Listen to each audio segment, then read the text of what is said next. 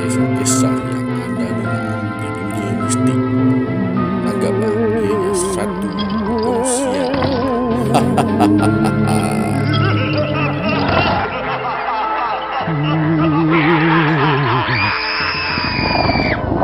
Hai, Assalamualaikum. Selamat datang ke dalam rancangan Dunia Mistik. Bertemu lagi kita dalam rancangan Dunia Mistik kita pada hari ini. Untuk yang di luar sana, yang mana belum subscribe dalam channel kita, channel Dunia Mistik ni, minta tolong subscribe channel saya, Dunia Mistik. Nama rancangan, nama channel saya Paan Aloya. Yang mana belum subscribe, tolong subscribe. Tekan je button subscribe tu. Like dan share, bagi tahu yang kawan-kawan yang lain, supaya mereka semua tahu ada rancangan Dunia Mistik, yang di mana kisah yang saya ceritakan ini, Dunia Mistik ni bertemakan rancangan horror talk show. Saya menceritakan kisah-kisah anda yang dikongsikan kepada saya. Jadi saya akan ceritakan kepada yang berminat dengan kisah-kisah mistik ni. Sebelum tu saya nak kongsi sedikit lah info pasal bilangan kes COVID yang ada dekat Malaysia sekarang. COVID-19 kes yang ada dekat Malaysia sekarang ni, total semua sekali 4,228 kes, yang mana kes ni dicatat daripada awal dulu, daripada awal kes sehingga ke hari ini. Mungkin ada yang tersalah anggap, kes yang 4,000 ni mungkin ada yang bagi tahu terlampau ramai. Sebenarnya ada yang dah lebih 1,000, yang saya dapat tahu dapat 1,000 lebih kurang dalam 1,000 ke 1,006 orang macam itu yang dah pulih. Bermakna yang rekod untuk sehari demi sehari tu baru 100 orang, 100 orang yang dijangkiti oleh COVID. Jadi jumlah kematian pula buat masa ni semua sekali 67 orang. Total semua sekali 67 orang kematian. Sekarang ni Amerika yang paling tinggi. Amerika kes dia hampir 1 juta. Hampir 1 juta. Total dia semua sekali 432,438 orang kes yang dicatatkan sehingga ke hari ini. Jadi bilangan kematian pula 14,808 orang. Itu agak banyak jugalah. Banyak sangat, terlampau banyak sangat tu yang kes ni COVID di Amerika. Purata kematian tu terlampau banyak, 14,000. Banyak tu 14,000. Malaysia alhamdulillah lagi still boleh dikawal lagi, masih dalam kawalan. Cuma sekarang kita dalam kawalan PKP ni, yang di mana PKP di Malaysia sudah sampai ke tahap yang fasa kedua. Baru ni saya dapat info daripada daripada media mengatakan yang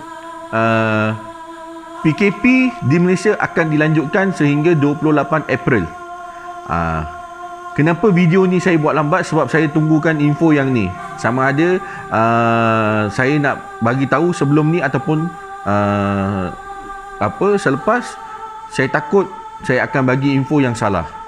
Jadi selepas dikeluarkan ucapan khas daripada Perdana Menteri kita, PKP kita akan dilanjutkan lagi sehingga 28 April, hujung bulan ni.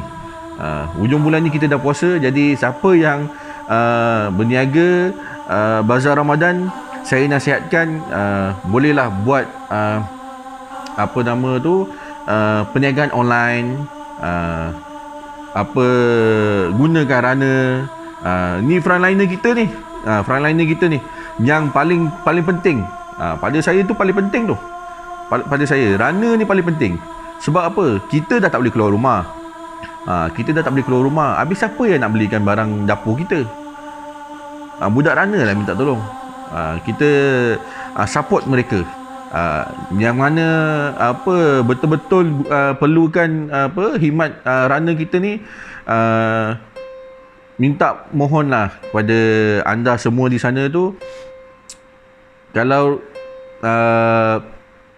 gunakan khidmat mereka, gunalah yang sebaik yang boleh. Dan kepada Rana-Rana yang di luar sana, saya nasihatkan jangan tipu orang. Jangan tipu orang, tak baik.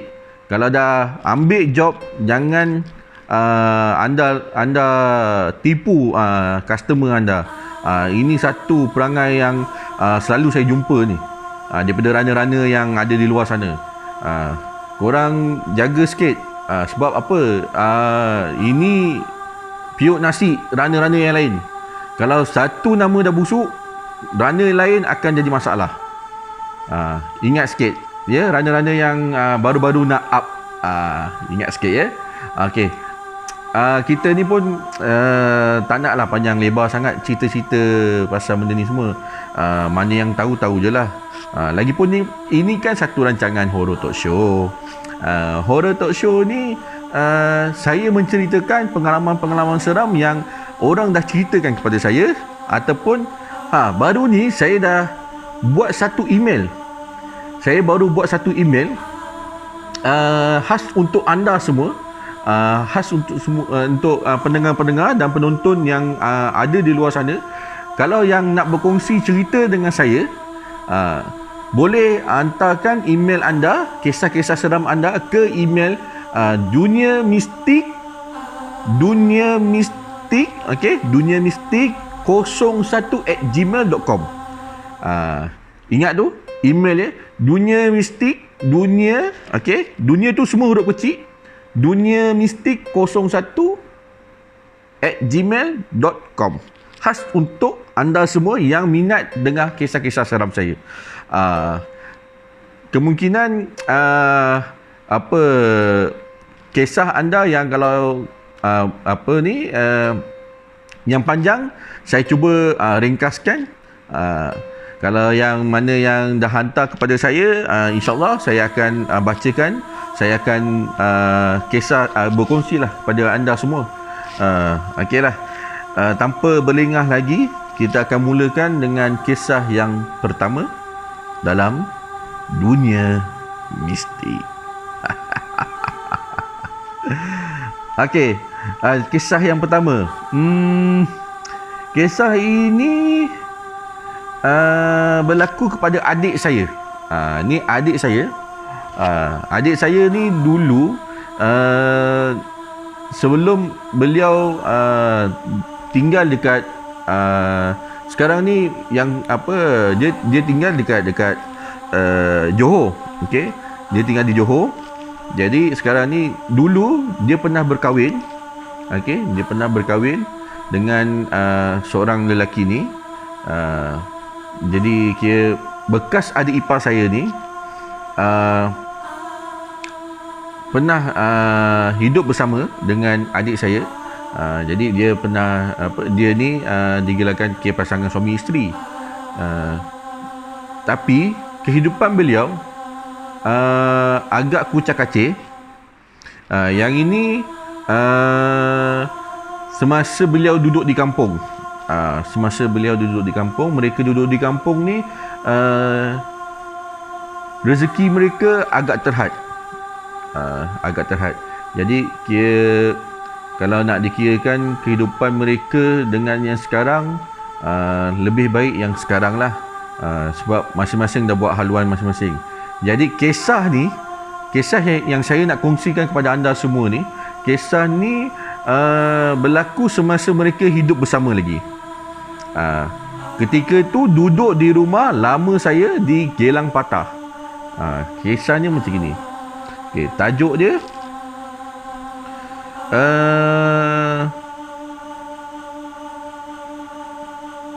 bertemu lembaga macam bekas suami beliau. Bertemu lembaga macam bekas suami beliau. Dia cerita dia macam ni. Pada satu malam tu adik saya ni dia duduk dekat kawasan ruang tengah rumah. Okey, rumah saya ni rumah kampung. Bukan jenis yang rumah bertingkat tu apa semua, bukan. Rumah saya ni jenis dia rumah kampung yang biasa.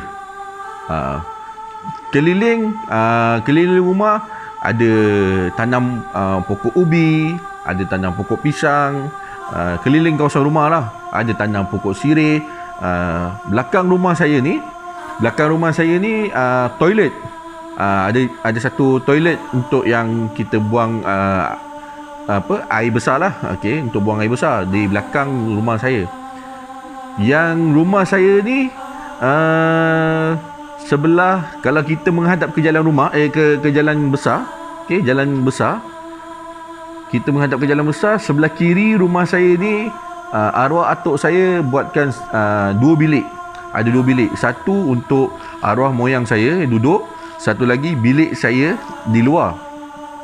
Bilik ni semua di luar rumah. Yang dalam rumah lebih kurang ada 3 bilik lagi. Rumah kampung memang arwah atuk saya buat memang besar. Jadi adik saya masa tu dia hidup berdua dekat kampung. Dia duduk berdua dekat kampung. Ketika dia duduk di ruang tengah rumah, masa tu dia tengah main handphone.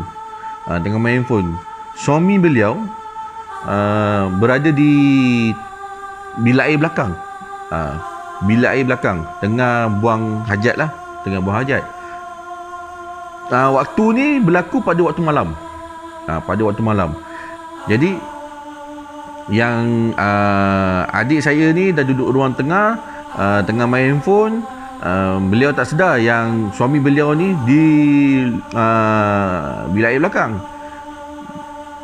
Ketika beliau tengah leka bermain handphone maafkan saya.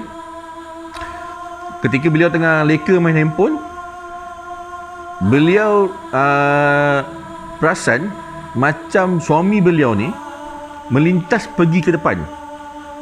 Pergi ke ruang tamu. Ruang tamu yang asal rumah kami dah jadi store. Jadi apa-apa nak masuk ke rumah ni semua ikut pintu belakang lah. Pintu depan ni semua dah kunci. Pintu depan semua dah kunci sebab kami dah jadikan store. Sebab depan rumah yang belah depan ni dia punya bumbung, dia punya apa semua dah tak apa nak elok, tak apa nak kuat. Takut bila kita duduk dekat situ, bila-bila masa bumbung jatuh ke apa, jadi kita jadikan dia store. Yang kami gunakan bilik belakang lah. Ruang belakang. Dapur apa semua belakang kita buat. Jadi ruang depan sekali ni dah tak ada apa-apa. Cuma yang ada baju dengan motor-motor lah yang kami simpan dekat ruang depan. Jadi yang adik saya ni dia duduk dekat ruang tengah tu, dia perasan kelibat suami dia melintas pergi ke depan. Dia pun dah perasan macam suami dia pergi ke depan. Dia ingatkan betul-betul suami dia pergi ke depan. Sebenarnya tidak. Yang itu hanyalah jelmaan suami beliau. Jadi beliau tunggu. Kenapa suaminya tak pusing balik masuk ke belakang? Kenapa masih lagi duduk di hadapan di store? Jadi siapa nama ni, adik saya ni tunggu lama. Jadi beliau tak puas hati. Dia bangun, pergi tengok kat depan, beliau tak nampak ada orang. Okey. Kejadian ni berlaku pada waktu malam. Pada waktu malam. Bila pergi depan tengok tak ada orang, beliau pelik. Mana pergi laki dia? Beliau panggil nama. Panggil, abang. Dia panggil. Bang. Oh bang, dia panggil. Tak ada siapa yang menyaut.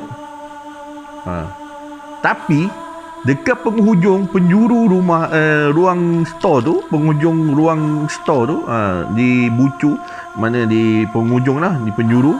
Okey. Beliau terperasan macam ada orang tengah memerhati beliau di sebalik baju-baju yang digantung. Ruang depan ni terlampau banyak sangat baju. Terlampau banyak sangat baju yang kami gantung, yang kami selerakkan, yang kami susun. Itu semua dekat situ. Jadi beliau perasan, dia panggil, masa dia panggil, abang, bang, oh bang, dia panggil. Tak ada orang menyaut. Tapi dia jumpa ada satu lembaga macam tengah perhatikan beliau. Jadi ketika tu suami beliau masuk daripada bilik masuk ke rumah, ikut pintu belakang, masuk pintu belakang. Suami beliau ni tegur, buat apa tu? Sekali dia pusing, yang si adik saya dipusing, dia toleh belakang, dia tengok, bila masa suami dia ada kat dalam? Dia cakap, bila masa ada kat belakang? Kata, dia pergi buang hajat. Kenapa? Dia cakap tak ada apa-apa. Okey. Jadi malam tu, selepas tu, adik saya bagi tahu dengan suaminya yang dalam rumah ni ada benda yang tinggal. Saya tak tahulah siapa yang tinggal. Sebab benda ni kebanyakannya biasanya jin lah. Jin. Sebab rumah yang saya rumah kampung ni, saya dah lama tak duduk. Adik saya pun sekejap-sekejap datang. Dia pun dah tak berapa selalu sangat datang ke rumah tu. Jadi ketika beliau datang ke rumah tu, rumah tu dah hampir 2 bulan ke 3 bulan tak duduk. Jadi kemungkinan besar adalah makhluk lain yang tinggal lah di dalam rumah tersebut. Saya pun tak boleh nak bagikan kepastian, sebab ini pengalaman adik saya sendiri. Beliau yang ceritakan kepada saya. Okey. Semoga adik saya sekarang ni, dia dah single. Okey, semoga adik saya ni berbahagialah dengan kehidupan dia yang sekarang. Dia pun sekarang ni pun tengah dalam perintah berkurung, duduk di bilik sewa dekat JB. Jadi semoga beliau selamat dan sihat selalu. Untuk adik-adik saya yang lain semua pun sama juga, sebab kami pun dah lama tak jumpa. Semoga korang semua dekat Johor sana jaga diri baik-baik. Tengah perintah berkurung ni, ikut saranan kerajaan. Sebab ini bukannya kita yang minta. Sakit ni datang bila-bila masa, kita pun tak tahu. Jadi jagalah kebersihan kita. Sebelum tu, cerita yang pertama dah habis. Saya habiskan kat sampai dia bagi tahu dengan suami dia lah. Okay. Jadi ke situ je lah sambungannya. Sebenarnya banyak lagi kisah dia. Jadi saya habiskan dekat situ je lah. Yang saya nak kongsikan sebenarnya, ni saya dah beli mic baru. Mic baru. Sebelum ni saya pakai mic, ada satu lagi mic, tapi saya sangkutkan dekat depan kamera ni. Tapi saya dengar macam mic tu tak berapa clear. Jadi saya pakai ni lah, mic baru ni. Lavalier, apa benda susah nak sebut sebenarnya. Jadi kalau okey, okey lah suara saya. Mic baru. Okey. Untuk yang ni, kisah yang kedua ni saya nak ceritakan pengalaman arwah mak saya. Ini arwah mak saya. Ingat tak dulu episod sebelum ni saya bagi tahu arwah mak saya pernah tegur Pontianak. Saya pun tak tahu itu Pontianak ke apa. Tapi ketika tu waktu malam yang beliau ceritakan. Okey, yang ini saya nak ceritakan ni. Kisah yang kedua ni. Kisah ni berlaku pada waktu tengah malam. Lebih kurang dalam pukul 12 lebih ke atas. Arwah mak saya kongsikan kepada saya cerita dia. Adik saya yang ni, masa ni kami semua masa tu saya dah habis sekolah. Saya dah habis sekolah. Yang ceritakan ni mak saya, ketika tu adik saya masih ada yang sekolah lagi. Jadi saya tiada di rumah. Bila saya balik ke rumah selepas waktu kerja, waktu malam, mak saya bagi tahu dengan saya, okey, malam tadi ada satu benda, satu kejadian pelik yang berlaku. Dia ceritakan macam ni. Okey, ketika tu arwah mak saya dengan arwah bapa saya tengah tengok TV. Keluarga saya ni lebih orang kata suka apa? Orang kata kami suka berkumpul. Kami suka berkumpul dengan family, berbual sesama family apa semua. Jadi kami tengok TV pun sama-sama. Itu walaupun kami orang yang susah dulu, kami orang yang susah. Tapi kehidupan kami bahagia. Kami boleh bergurau dengan mak ayah kami. Suka dengar gelak arwah mak dengan arwah bapa. Pada yang penonton kat luar sana, saya nasihatkan kalau adalah masih ada lagi orang tua anda, jagalah elok-elok. Sebab ini, mereka ni salah satu punca keberkatan kita. Kalau tak percaya, cuba anda semua waktu gaji anda cuba bagi duit belanja dekat dekat orang tua awak. Tengok gaji bulan tu boleh bertahan tak sampai cukup hari ni nak gaji balik. Itu namanya keberkatan. Kalau tak percaya buat. Itu nasihat saya lah. Okey. Tanpa saya pun malah nak membebel lebih-lebih sebab yang tengok kebanyakan pun atas 18 tahun ke atas. Jadi semua dah berakal. Okey. Cuma saya nasihatkan je lah, kita saling mengingati. Kalau saya buat salah, anda boleh komen, like dan share. Okey. Kalau saya buat salah, bagi tahu.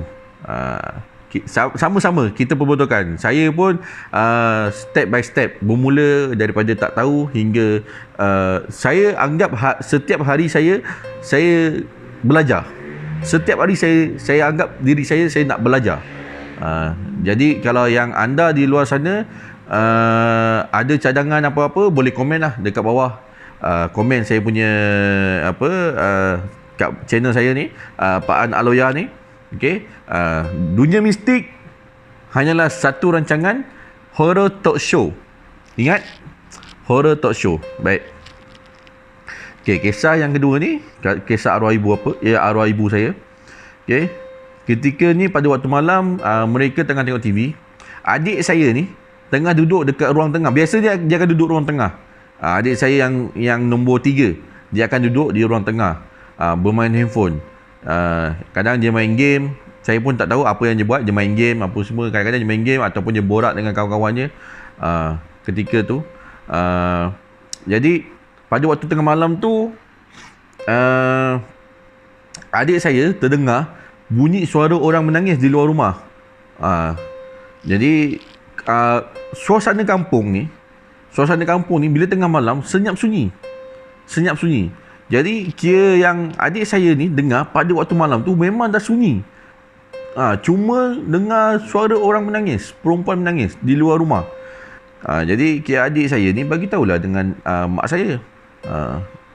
Dia masuk ke ruang tamu. Dia bagi tahu, Ibu, dekat luar tu ada satu orang perempuan, dia tengah menangis.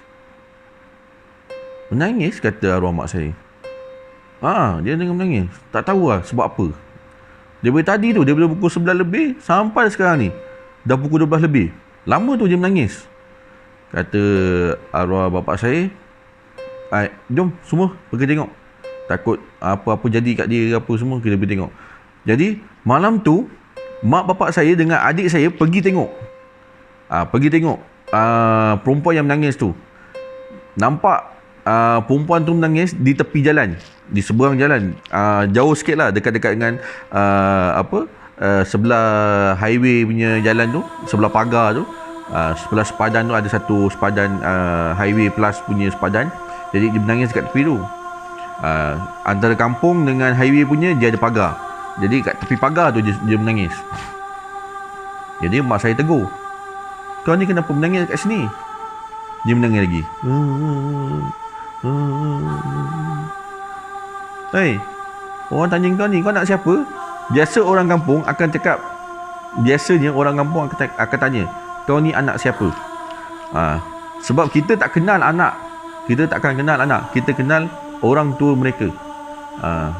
Kalau yang kawan-kawan biasa kita akan kenal lah. Tapi kalau yang orang tua, kalau anak dengan orang tua tak akan kenal. Biasanya orang akan kenal mak bapak mereka lah. Jadi soalan pertama arwah mak saya bagi dekat dekat perempuan tu, kau ni anak siapa? Menangis tengah-tengah malam ni.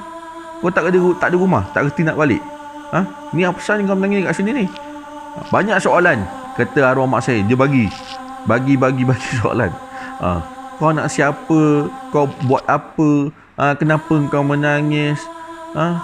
Sampai apa? Ni siapa buat kau ni? Baju dah lusuh-lusuh ni apa semua, dah terkoyak-koyak ni baju apa semua. Jadi bapak saya pun tegur juga. Siapa buat kau ni? Mak bapak saya fikir perempuan tu dirogol. Tapi sebenarnya bukan. Sebenarnya yang ditegur tu Cik Pon. Yang ditegur tu Cik Pon. Betul saya cakap. Yang ditegur tu Cik Pon. Sebab apa? Okey. Sebabnya selepas mak bapak saya tegur, dia gelak. Yang gelak ni, yang seram ni, dia gelak. Dia boleh ketawa. Dia macam apa? Cradle, macam kalau Melayu panggil apa ketawa kecil. Dia ketawa, dia menangis.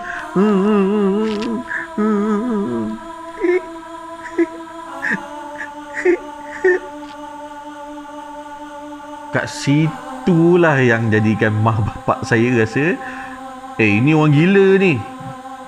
Kata bapak saya, ni orang gila ni. Dah tinggalkan dia. Dia boleh ketawa.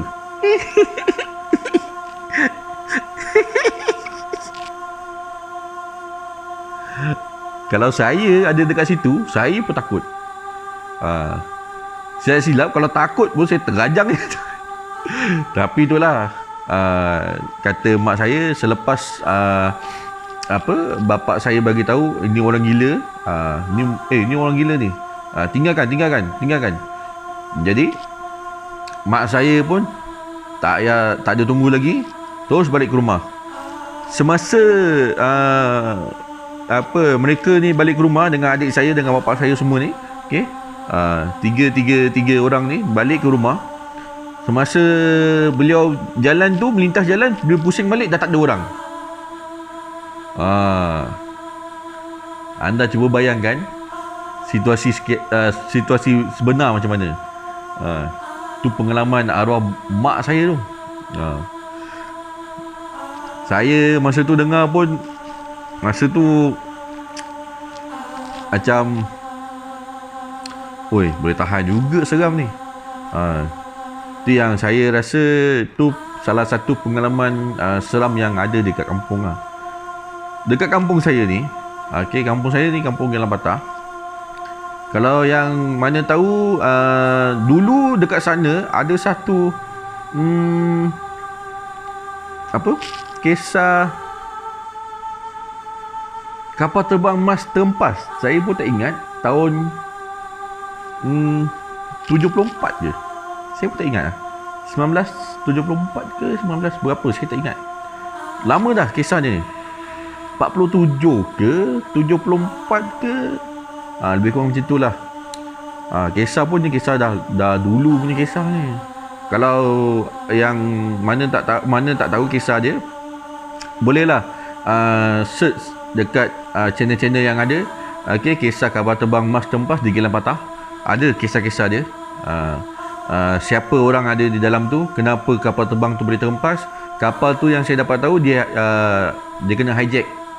Kena hijack. Kapal tu terbang daripada Sungai Libung ke apa dah, Libung Tebal ke daripada KL, saya tak ingat, tapi terhempas di kampung saya. Semua orang yang ada dalam kapal terbang tu semua mati. Ketika tu pula, waktu tu sejarahnya lah, sejarah ni sedikit lah info yang saya bagi dekat kawasan kampung saya tu.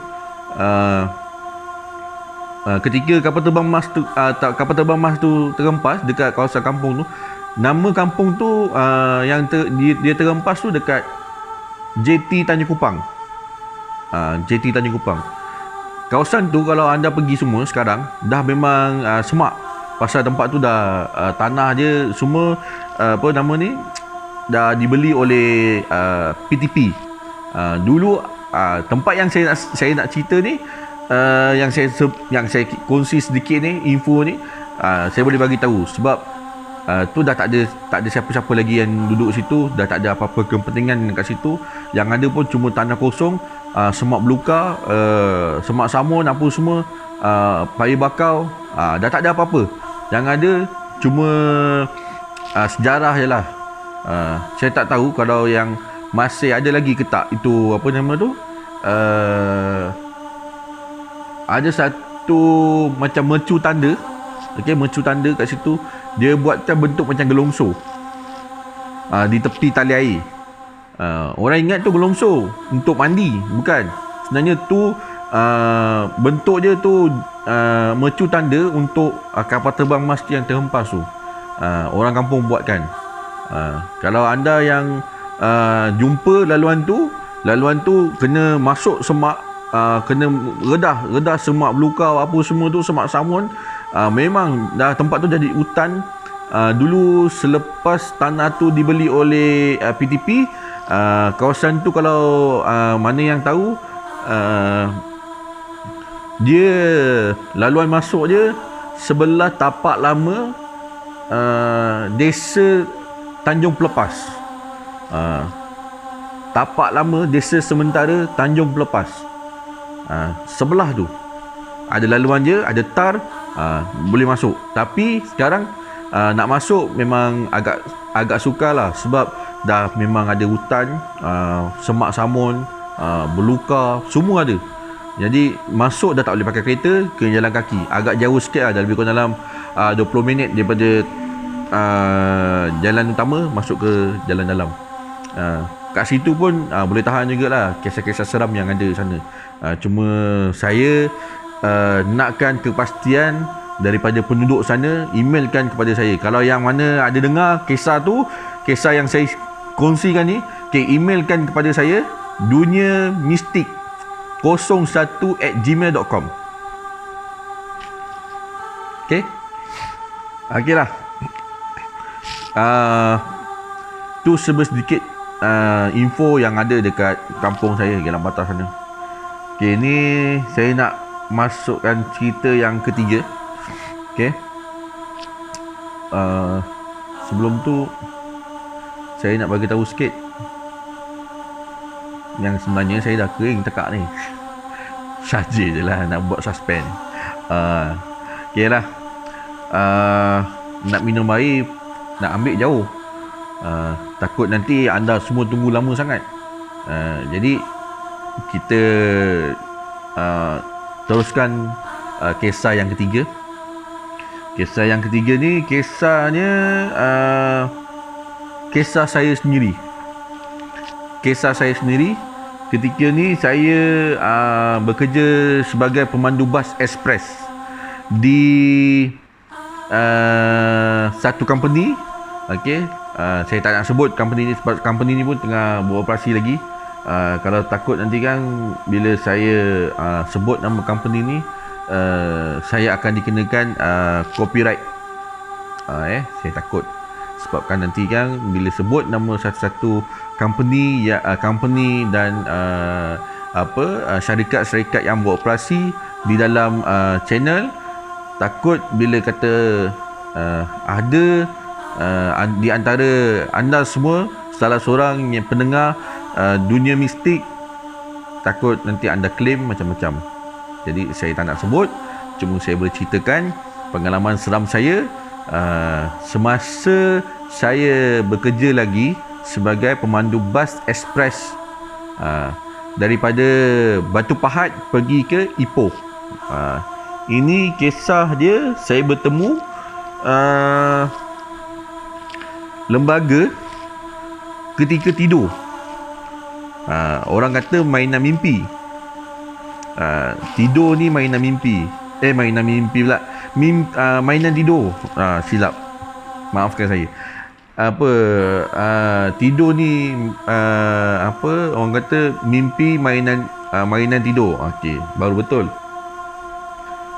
Saya masa tu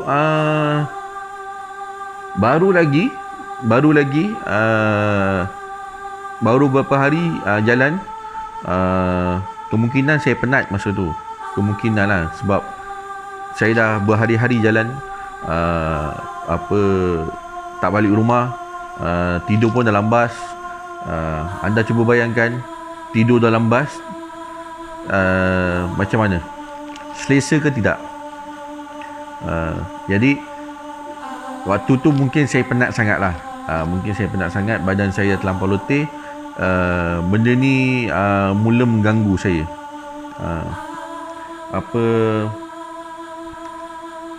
Dia berlaku waktu je sebelum subuh. Sebenarnya laluan yang saya masuk ni, pukul 10.30 daripada Batu Pahat. Okey, daripada 10.30 Batu Pahat saya akan sampai ke Ipoh pada waktu pukul 5 pagi. 10.30 sampai dekat KL lebih kurang dalam pukul 2. Okey, lepas KL saya akan sampai ke Ipoh lebih kurang dalam pukul 5 pagi. 5 pagi hingga ke 5.30 pagi. Waktu ni belum subuh lagi. Waktu yang saya sampai ni waktu je belum subuh lagi. Jadi first driver saya akan bawa daripada Batu Pahat sampai ke Tanjung Malim ataupun Kuala Lumpur, sampai ke TBS. Second driver taucu saya. Okey, taucu saya ni, mana saya punya partner yang kedua ni.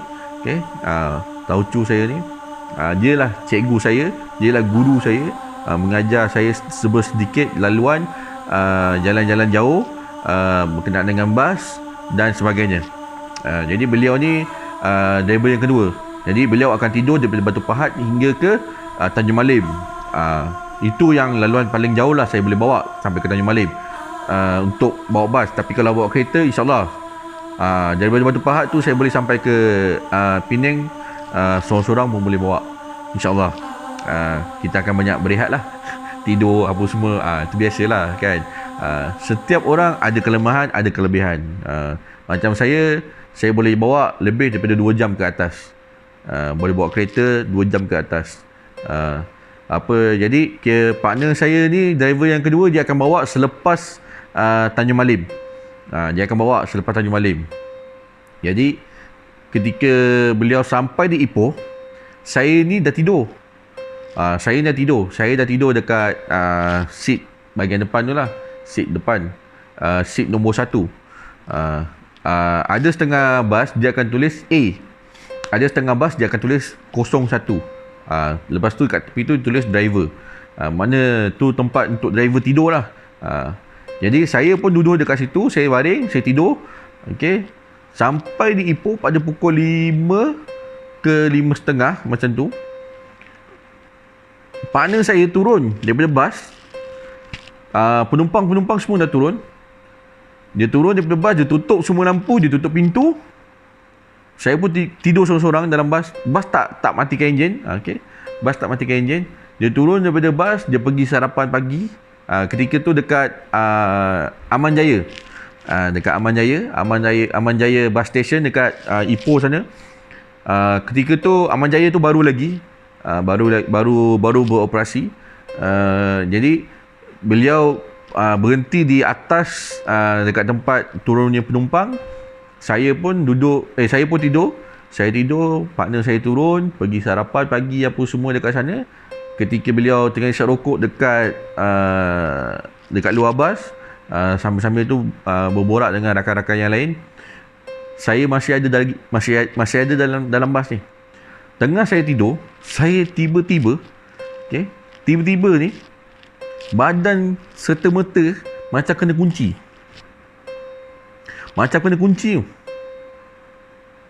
Dia punya kena kunci tu macam kena rantai. Oi, tak boleh bergerak weh. Tak boleh bergerak. Dan ini kisah benar ni. Kebanyakan yang saya cerita ni kisah benar. Kalau kisah yang saya ceritakan ni ada kena-mengena dalam kehidupan anda tu, anggaplah ia hanyalah satu kebetulan. Okey. Badan tiba-tiba rasa macam kena hempap, satu. Badan rasa tiba-tiba macam kena kunci, satu. Badan rasa tiba-tiba rasa macam kena peluk, satu. Memang terus terang saya cakap, waktu ni saya dah tak tahu nak buat apa. Saya tengah tidur, tapi badan kena kunci. Dalam tidur tu, dalam mimpi saya boleh celik mata. Tapi dalam keadaan saya tengah tidur. Tu yang ada lagu tu, umpama mimpi dalam mimpi. Jadi saya tengah tidur ni, dalam mimpi tu saya celik mata, saya tak boleh cakap. Saya nak menjerit pun tak boleh. Saya cuma boleh buat macam tu je. Jadi ketika tu saya tak tahu nak buat apa. Yang saya cuma ingat, saya boleh azan dalam hati. Yang saya boleh buat, saya azan dalam hati. Saya buat azan, dan lepas azan tu, selepas saya azan dalam hati, saya terus sekuat hati saya rentap satu kali dengan sebut nama Allahu Akbar. Tapi sebelum saya tu ada satu kejadian pelik ni. Sebenarnya kejadian pelik ni agak menyeramkan pada saya. Agak menyeramkan. Sebab saya tak dapat dekat luar pengalaman-pengalaman ni. Yang ini pengalaman ni ketika saya bawa bas ni lah, macam-macam saya dapat. Semasa saya tengah tidur, badan dikunci, tak boleh bergerak. Ketika itulah ada satu lembaga badan berbulu, besar, tinggi sampai ke bumbung bas tu. Besar tau. Memang besar badannya. Berlari dari belakang bas. Ni masa ni dalam bas, okey. Dia berlari daripada belakang pergi ke depan, kejar saya. Macam seolah-olah macam dia nak tangkap saya. Ini kisah ni memang saya tak boleh lupakan sampai bila-bila. Sebab inilah pengalaman misteri yang paling dahsyat. Dalam mimpi tu saya jumpa satu lembaga hitam badan berbulu besar nak terkam saya. Tu yang saya azan, lepas tu saya ucapkan Allahu Akbar, dan saya rentap badan saya lawan kunci apa yang ada dalam badan saya tu, saya lawan. Terus saya bangun, saya buka pintu bas. Masa tu saya terus sedar, saya terus terjaga, buka pintu bas, saya terus keluar daripada bas. Ketika tu memang agak menyeramkan lah. Bayangkan tengah tidur, dalam bas aircon, boleh berpeluh. Boleh berpeluh. Agak dahsyat. Okey. Kisah yang keempat ni, kisah percutian saya di Kota Kinabalu. Masa ni trip saya jalan honeymoon dengan wife. Saya masa tu nak pergi ke Kundasang. Kundasang ni tempat dia memang cantik. Kalau anda yang di luar sana belum pernah pergi ke Kundasang, bolehlah singgah. Tapi waktu PKP ni jangan. Kan ada kena. Baru ni ada satu budak ni baru kena saman. Kena compound 1,000. Sebab apa? Beliau balik dia kena compound ni dekat Bahau. Dekat Bahau Negeri Sembilan. Beliau balik daripada kerja Singapura, terus balik ke Bahau. Jadi pihak berkuasa dapat tahan. Kebetulan pihak berkuasa ada di situ. Dan yang saya dapat infonya lah, yang saya baca, polis dapat tahan. Dan beliau disoal siasat dekat situ. Dan dapat tahu yang adik beliau ni dari Singapura, bekerja di sana dan balik ke Bahau. Sepatutnya dikuarantinkan di Johor. Kenapa boleh sampai Bahau? Itu masalah tu. Tak ada dokumen yang munasabah, tak ada alasan yang logik dan orang kata boleh diterima akal. Beliau telah di compound sebanyak RM1,000 Malaysia. Jadi pada anda yang di luar sana tu, hati-hatilah. Kalau yang bekerja tu, mintalah dengan majikan supaya keluarkan satu notis ataupun surat, memo ke apa ke yang mengatakan anda diminta untuk bekerja. Jangan tunggu, sebab kalau dah kena compound, nasib anda, gaji anda habis gitu je, sia-sia.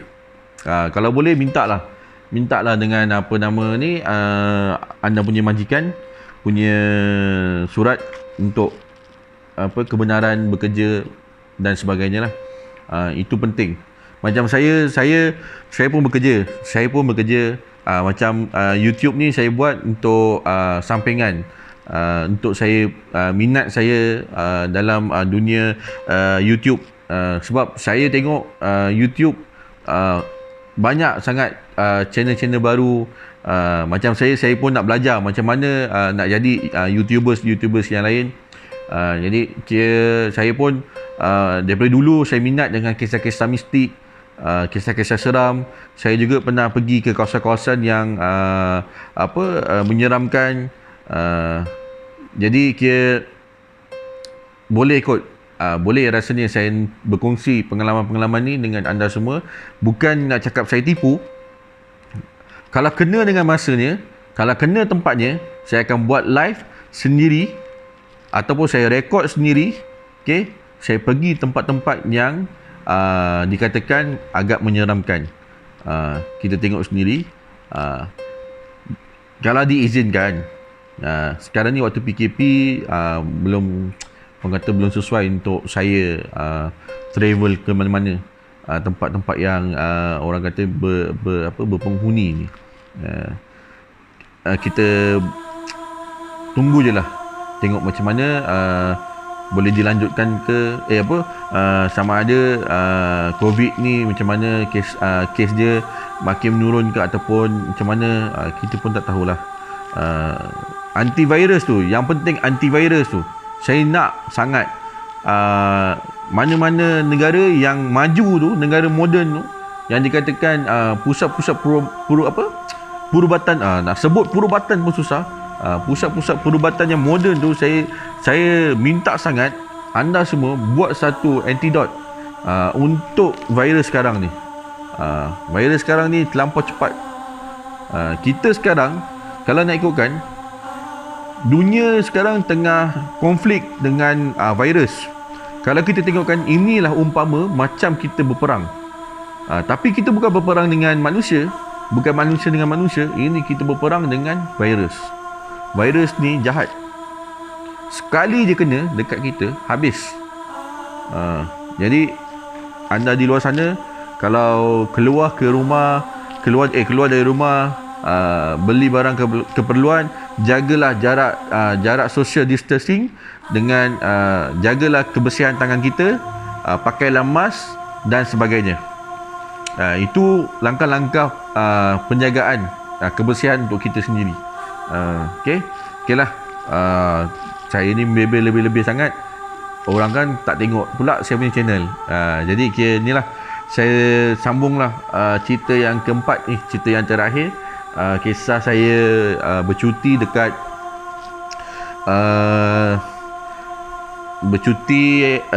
Kundasang dengan isteri saya. Masa tu kami pergi dengan kakak angkat saya.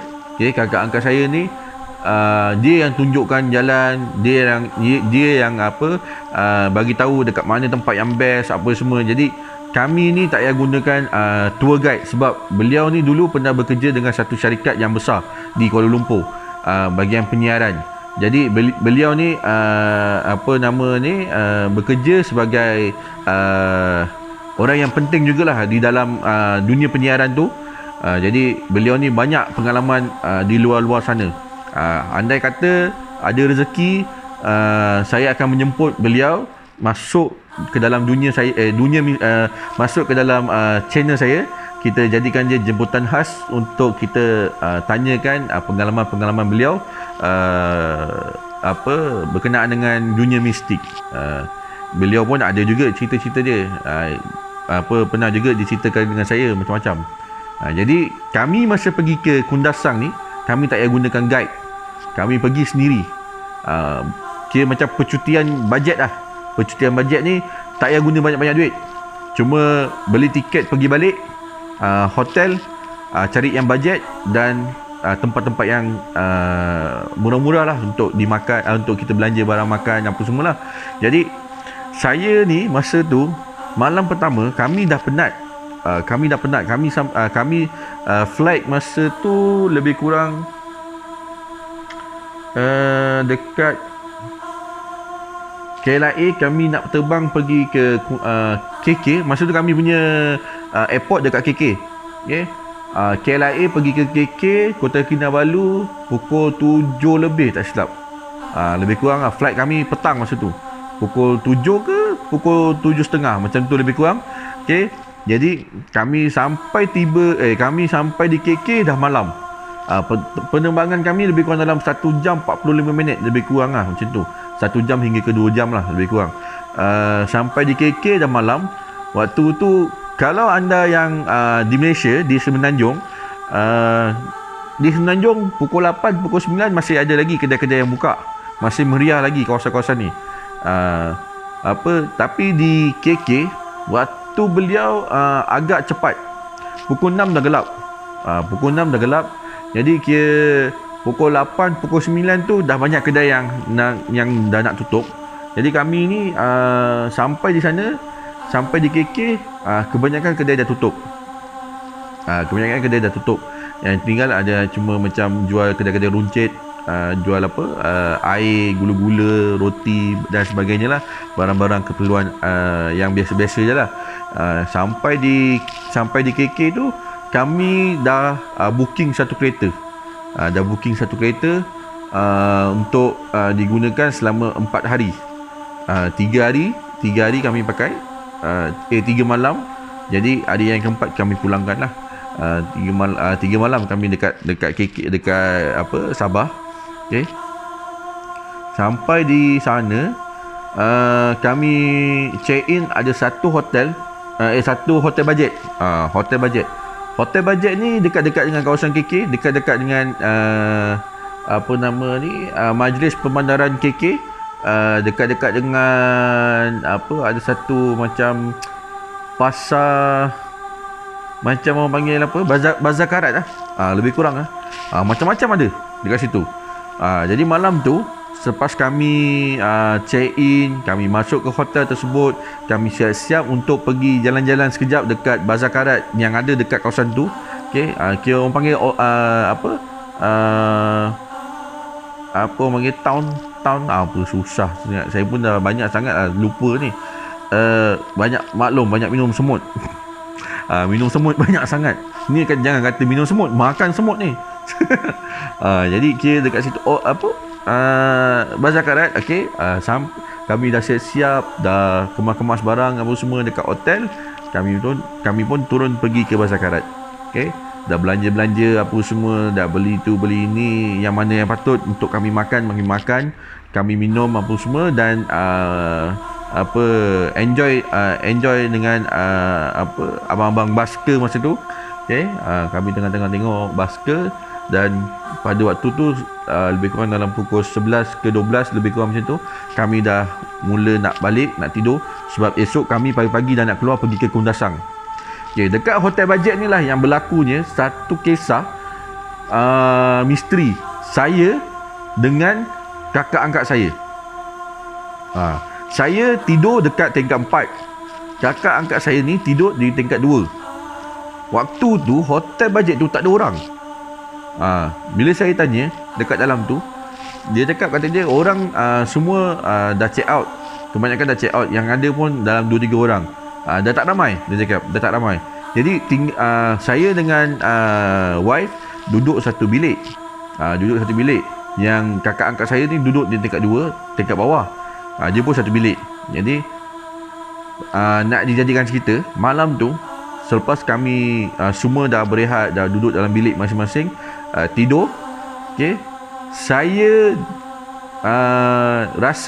saya sendiri rasa macam ada orang kejut saya suruh bangun. Sedangkan saya tengok isteri dah tidur. Siapa yang kejutkan saya suruh bangun? Anda bayangkan, tengah tidur mengiring menghadap isteri. Okey, tengah tidur mengiring menghadap isteri, tengah tengok isteri ni, ada orang tepuk dekat bahagian lutut tepi ni. Okey, bahagian pelipat tepi ni, dia tepuk dua kali. Tepuk. Memang rasa. Saya toleh tengok tak ada orang. Saya cakap apa? Lantak engkau lah. Aku dah penat. Kau nak buat apa, lantak engkau lah. Orang dah penat ni, kau sibuk nak kacau orang. Jadi saya dah tak layan benda tu. Okey, saya dah tak layan benda tu. Dia kacau pula kakak angkat saya dekat tingkat 2. Kakak angkat saya cakap apa? Dia masa tu dia tengah kemas-kemas barang. Belum nak tidur lagi, dia cakap. Dia tengah nak kemas-kemas barang untuk asingkan baju yang nak dipakai esok dengan baju yang nak disimpan di dalam beg. Jadi tengah-tengah kemas apa semua. Selepas saya yang diganggu, okey, selepas saya telah diganggu dengan kejutan tu, okey, ditepuk kaki saya, okey. Dia pergi ke bawah tingkat 2, dia ketuk bilik kakak angkat saya. Dia ketuk bilik kereta kakak angkat saya. Dia ketuk banyak kali, tapi tak bagi salam. Kakak angkat saya tanya, siapa tu? Dia tanya, siapa tu? Dia tanya, tak ada jawab. Tapi ketuk, still lagi dia ketuk ni. Masih lagi ketuk. Dia suruh buka pintu, tak tahu apa yang jadi kat luar tu. Kalau housekeeping, okay, kalau betul housekeeping yang ada untuk masuk ke bilik, housekeeping akan ketuk dan bagi tahu housekeeping. Dia akan ketuk 3 kali. Okey. Yang ini apa yang saya pernah belajar dululah. Okey. Ketuk 3 kali, tak. Housekeeping. Ketuk lagi, tak. Housekeeping. Dia akan berterusan selama 3 kali. Selepas 3 kali, tiada siapa yang menyaut. Housekeeping dibenarkan untuk membuka bilik. Okey, membuka bilik dan bertanya melalui pintu sahaja. Okey, jangan masuk lagi. Buka pintu, takut customer, takut ada guest yang kat dalam tu tengah mandi ke apa ke, dia tak dengar ke apa kan. Okey, buka pintu. Jangan dengar. Okey, cuma buka pintu untuk bagi tahu housekeeping nak masuk. Housekeeping. Jadi bila orang tahu yang ada suara housekeeping nak masuk, dia akan jengah. Dia akan jengah daripada mana-mana tempat tu lah, bagi tahu yang menandakan yang ada orang di dalam. Tapi sekarang ni kakak saya kena ketuk pintu tu banyak kali, tak ada apa-apa sahutan. Kalau anda dekat situasi tersebut, apa yang anda buat? Ini pengalaman-pengalaman yang kami semua rasa lah. Kalau anda ada kisah-kisah yang lebih misteri, lebih mistik, kongsikan, type kisah anda, hantarkan ke email duniamistik01@gmail.com.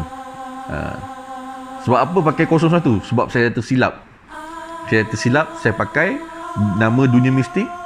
Saya dah tersalah type apa semua. Sekejap lagi saya lupa password.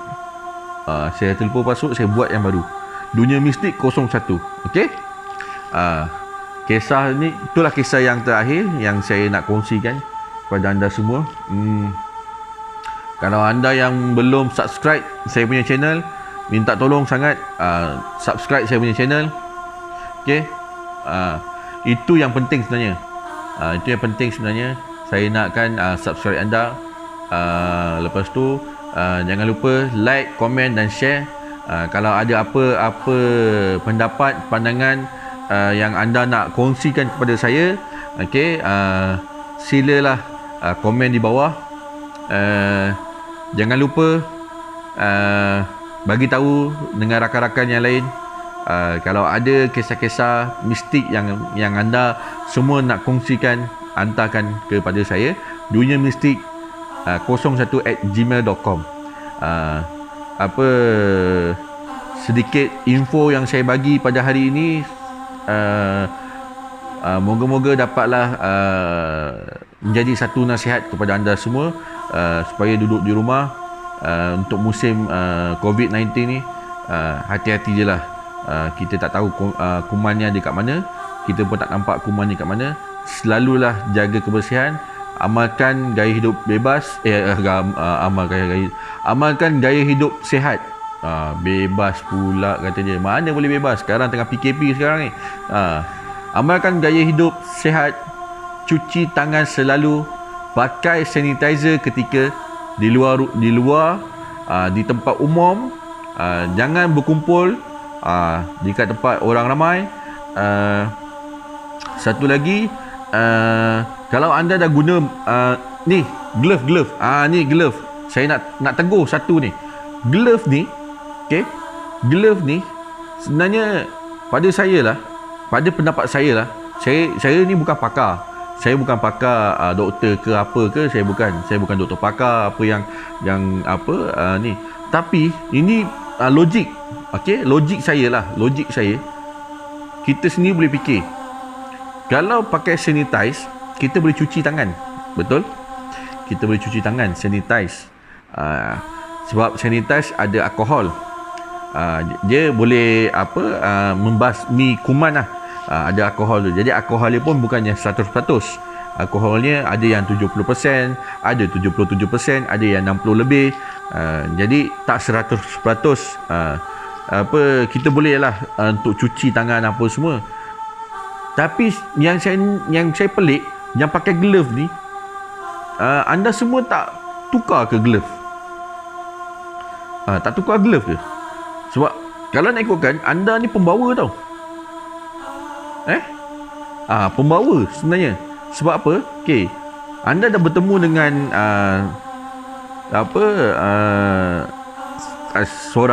seorang, kita tak tahu status dia macam mana. Okey, Lepas tu kita dapat pegang apa semua, apa yang dia jual, apa yang dia beli, apa semua kita dah pegang apa semua itu ni dengan orang yang tadi ni, orang yang pertama ni, okey, orang yang si A ni, okey, yang si A. Lepas tu kita pergi yang jumpa pula orang yang si B. Orang yang si B ni pula, dia pula kita pun tak tahu status dia apa yang ada. Okey, sama ada dia ni positif atau negatif, kita pun tak tahu. Kita jumpa pula orang yang C. Okey, glove yang kita pakai tadi tu still yang sama. Glove yang kita pakai ni still yang sama ni. Cuba anda bayangkan sendirilah. Kuman tu pergi ke mana? Tak basuh tangan lagi kan? Betul tak? Tak basuh tangan lagi tu. Itu jadi masalahnya. Sebab itulah saya nak tegur. Kalau pakai glove, anda rasa selamat. Betul. Tapi anda cuba bayangkan, jika glove tu tak bertukar untuk berjumpa dengan orang selain orang yang selepas itu, adakah glove tu selamat? Jangan jadikan anda ni sebagai ejen pembawa kuman COVID-19. Okey? Ingat tu. Mana-mana yang ada klinik-klinik pun apa semua, diorang glove diorang akan tukar. Diorang akan tukar sebab benda ni bahaya, melibatkan nyawa. Okey, saya pun tak nak panjang lebar. Okey, kita pun dah nak hampir ke penghujung rancangan. Satu pesan saya pada anda semua, hati-hati di luar sana, cuci tangan selalu, dan amalkan gaya hidup yang sihat. Duduk di rumah, jangan sampai kena compound. Okey? Assalamualaikum. Bye-bye. Kisah-kisah yang anda dengar di dunia mistik agaklah ia satu manusia.